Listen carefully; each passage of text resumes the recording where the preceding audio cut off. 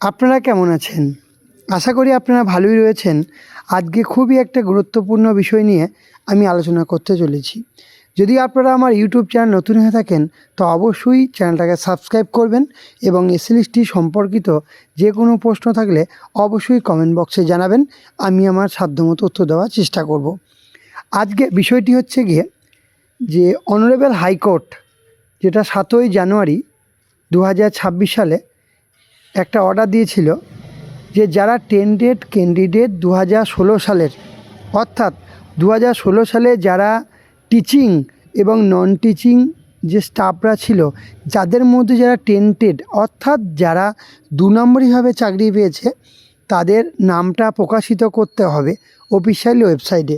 তাই honourable high court Kolkata হাইকোর্টের সেই অর্ডারকে মান্যতা দিয়ে যেটা স্কুল সার্ভিস কমিশন কী করলো, তার অফিসিয়াল ওয়েবসাইটে সেই সমস্ত দাগি চাকরি প্রার্থীদের নামটাকে প্রকাশিত করলো। কতজনের নাম এতে এলো? এতে এলো 1806 জনের নাম প্রকাশিত হয়েছে। যদি আপনারা না দেখে থাকেন অফিসিয়াল ওয়েবসাইটে গিয়ে দেখে নেন।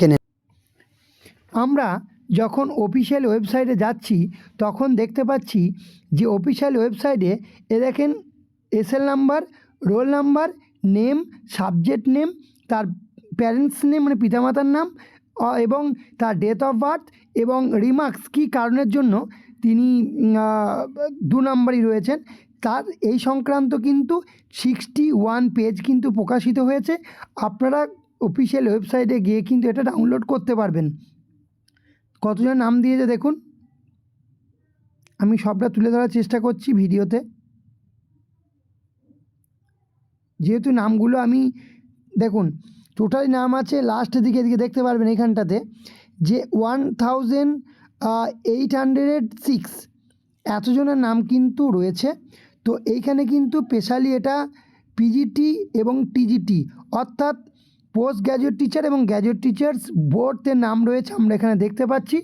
তো আপনাদের যাদের নাম আপনারা খুঁজতে চাইছেন সেই নামগুলো কিন্তু এখানে দেখে নেন, দেখে নিলে কিন্তু বুঝতে পারবেন সব সাবজেক্ট রয়েছে। তবে জিওগ্রাফি সাবজেক্টে কিন্তু প্রচুর হারে রয়েছে 2 নম্বরই।